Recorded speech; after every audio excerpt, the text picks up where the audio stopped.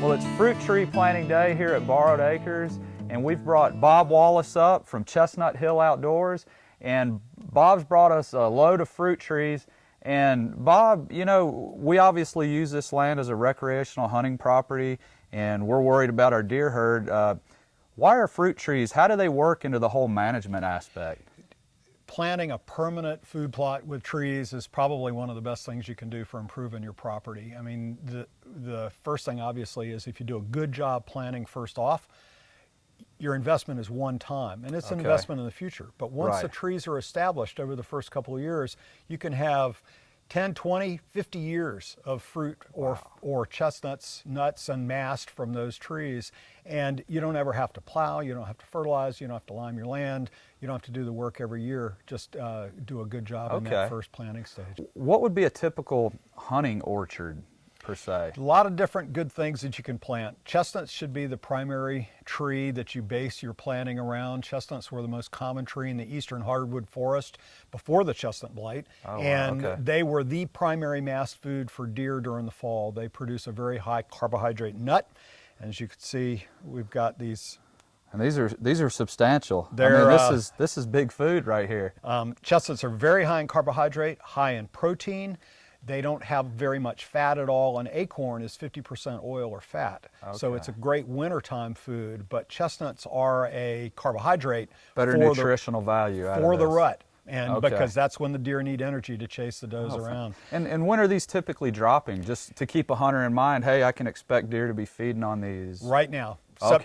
Starting in mid-September, going all the way through the month of October, depending on where you're at.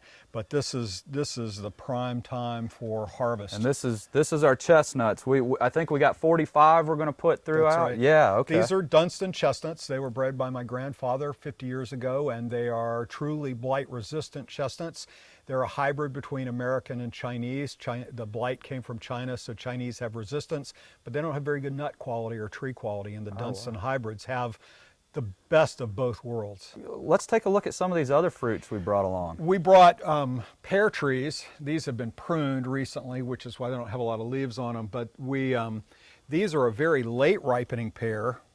And these actually bear at Thanksgiving. They're one that we got from the Alapaha River in Georgia, and it's a small pear, not a very large one, but very prolific, and they ripen all the way through and hold on the tree till Thanksgiving, and some even maybe as late as Christmas. No kidding. So it's a wonderful late season pear, and that's why we're producing it. Okay. We also do some apple trees, some hardy apple trees that are late ripening.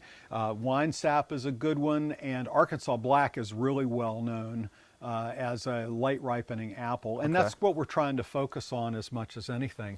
We do a couple of different varieties of persimmons. An early ripening one that's called Deer Candy that starts out in September and goes till early October, and the other one is Deer Magnet, and it starts in October and holds fruit all the way through to Thanksgiving. So it's another late ripening one. Drops its fruit over a period of time. You probably have eaten a persimmon fruit, right? And if you eat one before it's dead ripe, it'll suck the wax back out of your ears, right? Right. So they have alum in the skin, and it takes a frost usually to get them to ripen up. So we can't eat them until they're really soft. But deer love the nutrition, they love the sugar, the energy the sugar provides, and if you've got persimmon trees, they'll be feeding underneath that tree for sure. And kind of hitting on persimmons, we've got another variety we're planting too that's a little different than the American one. So these are Japanese persimmons.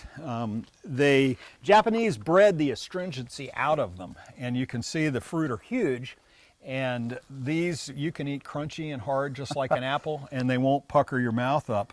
So that's the American and that's the Japanese. And of course the deer like the big fruit too, just like eating a pear. It's a sweet, mild flavor, and they get squishy soft, but they start ripening, depending on variety, as early as late August, and some of them will hold their fruit till Christmas time, depending on the cultivar. So the beauty of planting trees is that you don't just like a food plot where it all comes in over a period of time. you can pick your varieties so that you can have fruit even as early summer, such as peaches and nectarines, Right. or blueberries, and Right. then you can have stuff that ripens all the way through and have 6 months of ripe fruit on your farm. Fruit trees aren't an instant investment, but what we're doing is planning for the future. So 3, 4, 5 years, even 10 years down the road, these trees are going to be mature. They're going to be putting off copious amounts of food for the wildlife here. And, you know, we're ready to go plant some and get these orchards established.